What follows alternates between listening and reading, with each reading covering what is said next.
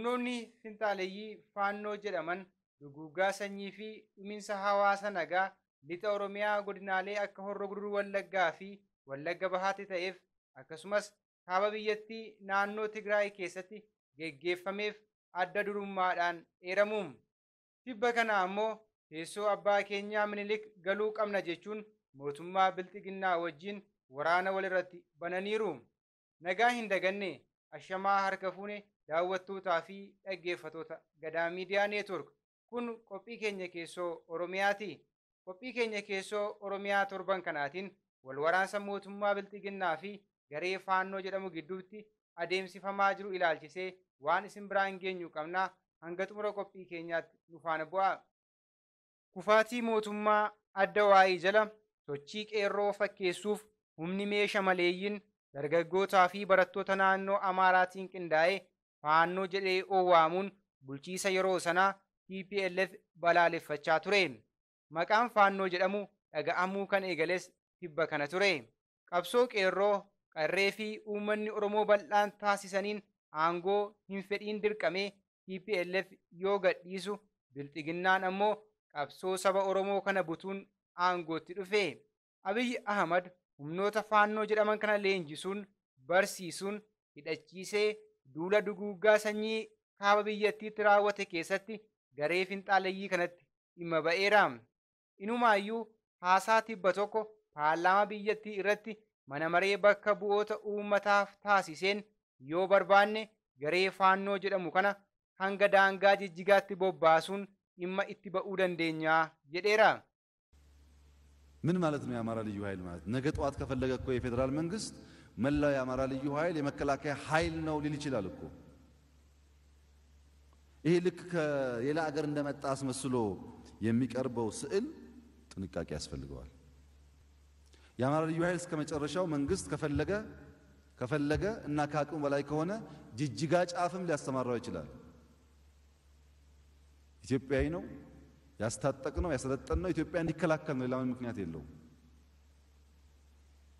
ይሄን በተዛባ መንገድ የሚያነሱ ኃይሎች ቆጠብ ብሎ ቢያዩት። ነገር ግን የአማራ ልዩ ኃይል ሊሆን ይችላል፣ የኤርትራ ወታደር ሊሆን ይችላል፣ የኢትዮጵያ ወታደር ከጁንታው በተለየ መንገድ ህዝባችን ላይ የሚያነሳው ጥፋት ደግሞ ካለ በህግ ይጠየቃል።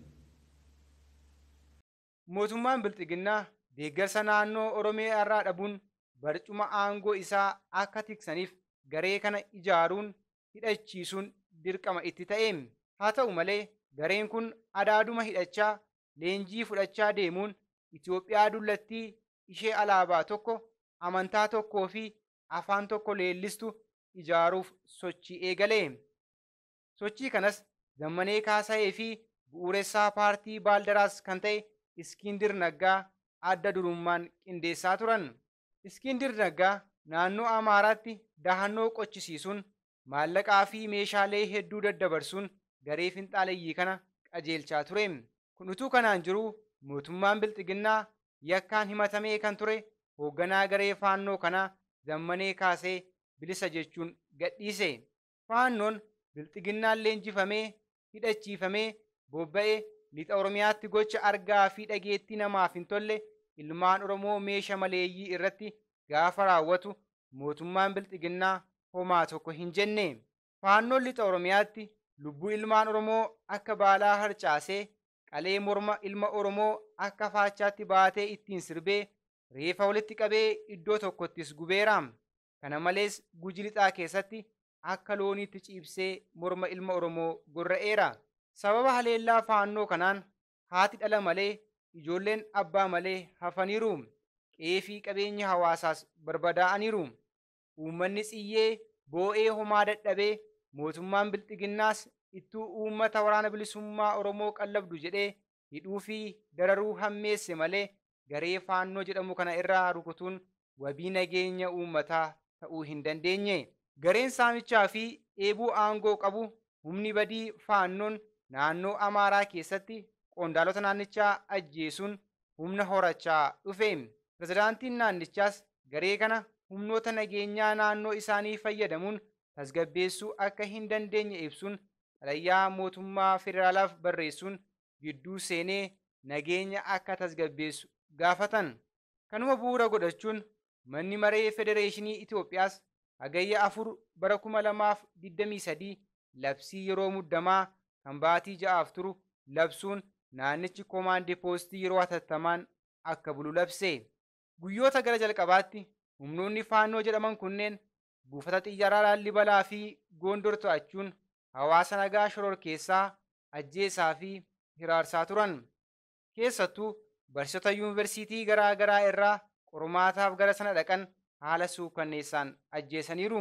Akka kanaan gargaaraa Piroofeesaraa Taaddasaa Abbabaa yuunivarsiitii Walqixxeetti barsiisaa kan ta'anii fi dhalataan godina Shawaa Lixaa yuunivarsiitii Gondar keessatti humnoota kanaan ajjeefamuun reeffi isaaniis guyyoota hedduuf hospitaala yuunivarsiitichaa tureera. Kana malees miseensa raayyaa ittisa biyyaa Itoophiyaa tokko irraa qaama saalaa isaa haala suukanneessaan irraa kutuun isaanii suuraan mul'isu ba'eera. Dhaadannoowwan akka sa'aatii 24 keessatti kiiloo 4 ni seenna, mootummaa ABO ni kuffisna, Amaarri mo'amee bulee hin beeku jedhuu fi kanneen biroo hedduus dhageessisaa kan turan gareen faannoo guyyaa 3 gidduutti adda sekera'uun isaanii dhaga'ame. Fokkorri hanga kiiloo 4tti jedhame sun guyyaa 4f itti fufuu hin dandeenye. Koomaandii poostiin yeroo hatattamaa ibsa gaafa hagayya 10 bara 2023 baaseen naannoo Amaaraa magaalaa guddoo Bahaar Daar dabalatee magaalota 6 kanneen akka Gondar, Dabra Maarqos, Dabra Birhaan, Dabra Taabor, Shawaa Roobitii fi iddoowwan hedduu tasgabbii akka qabanii fi gara sochii idileetti deebi'uu isaanii ibseera. Rakkoo nageenyaa naannoo Amaaraatti mudate kanaan wal qabatee shakkamtoonni 23 to'annoo jala oolfaman ifoomaniiru. Shakkamtoota to'annoo jala oolfaman keessaa miseensi mana maree bakka bu'oota uummataa kan ta'e Kiristaan Taaddalee fi miseensa mana marii magaalaa Finfinnee kan ta'an Dr. Kaasaa Tashaager ni argamu. Kana malees miseensi paartii Baaldaraas kan ta'e Sintaayyoo Chokkol akkasumas gaazexeessitoota keessaa kan akka Baqaaluu Alaamirroo fi Abbaay Zawuduu namoota to'annoo jala oolan keessatti argamu. Harkaan dhaabanii gasoon buqqisaa dhaqu akkuma Oromoon jedhu faannoo Abiyyi Ahmad hidhachiisee lixa Oromiyaa fi kaaba biyyattii Tigraayitti duulchisaa ture isumatti galagalee jechuun namoonni garaa garaa ibsaa jiru. Inumaayyuu warreen tokko tokko lamaanuu Oromoof diinaa jedhu. Kunis Abiyyi Ahmad diroonii fi taankiin loltoota isaa bobbaasee lubbuu ilmaan Oromoo akka baalaa yoo harcaasu, faannoonis bakka itti bobba'e kutaalee Oromiyaa maratti gocha wal fakkaataa ilmaan Oromoo irratti raawwachaa jira. Kanaaf ilmaan Oromoo lola kana ija bilchinaa fi hubannaa qabuun ilaaluun barbaachisaadha. Warri kaleessa waliin Tigraayitti duulaa ture maaliif walitti duule jechuun barbaachisaadha.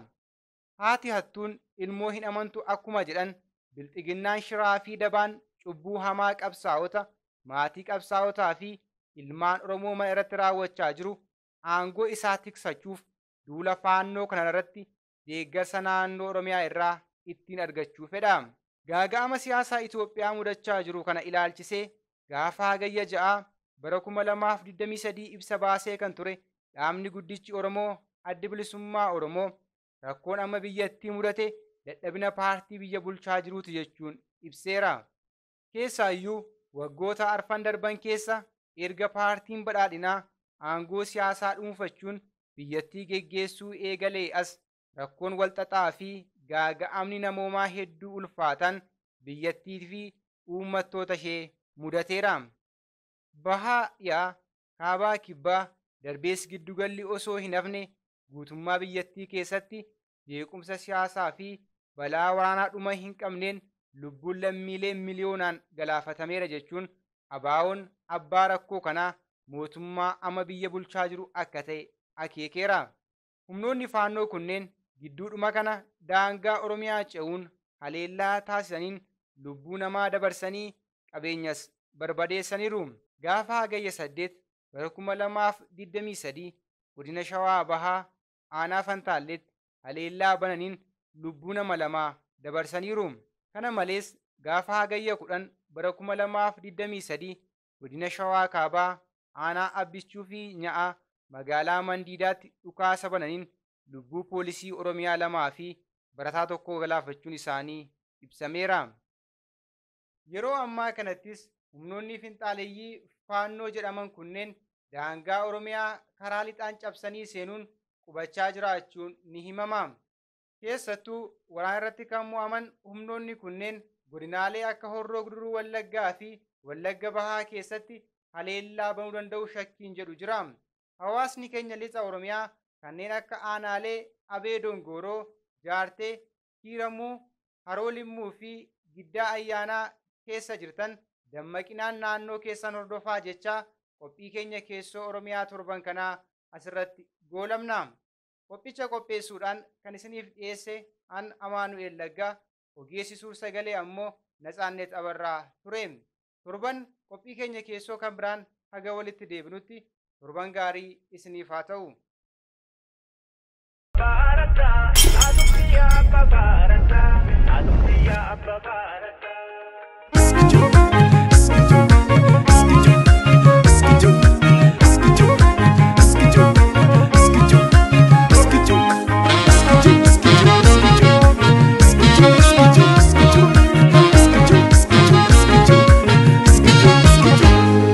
Abba Barata, Adumtiya Abba Barata, Adumtiya Abba Barata.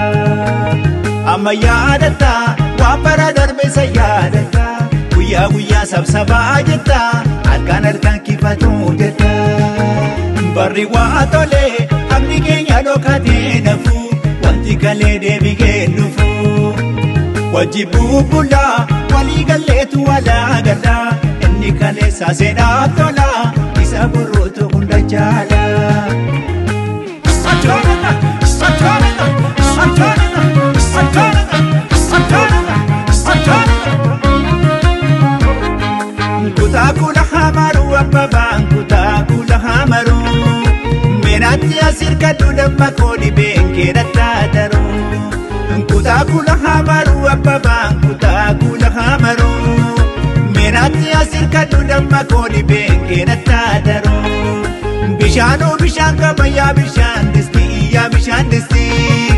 Abele kale arke atuma sigete akam jirti. Dabale akartani dabale gababa bitachako. Garanjala terra puatina rabiya chinachako. Bale ke satanarge gotara kopo. Kajala tamarru makanama mararu tapo. Ikas kombe, ikas kombe, ikas kombe, ikas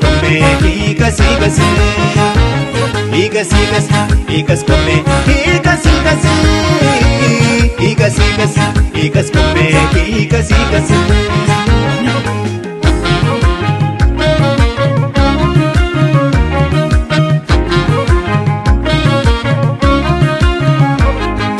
Dabale arki jabe akuma jina jarraluti.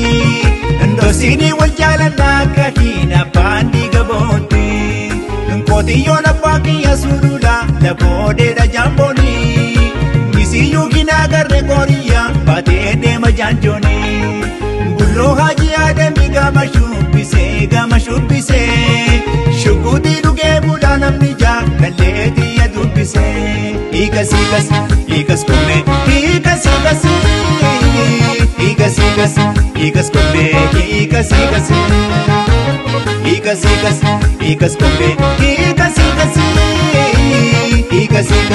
ikas kombe, ikas.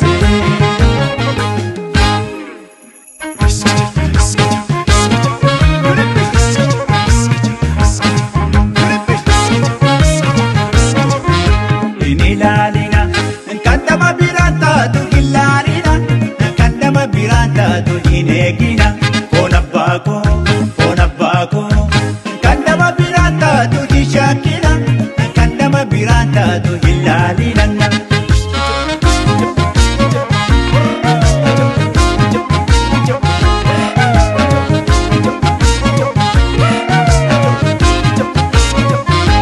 Hera umanda kene kakoti, walifiana, anafiadi, kanabta kitiko namararti.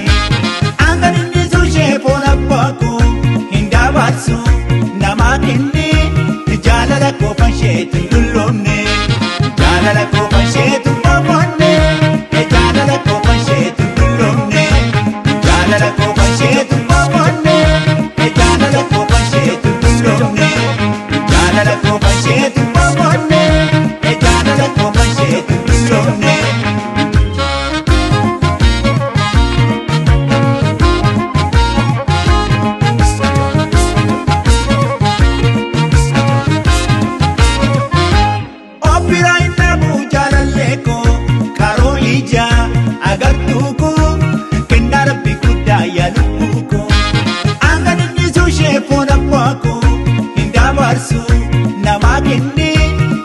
jaalala koo fansheetu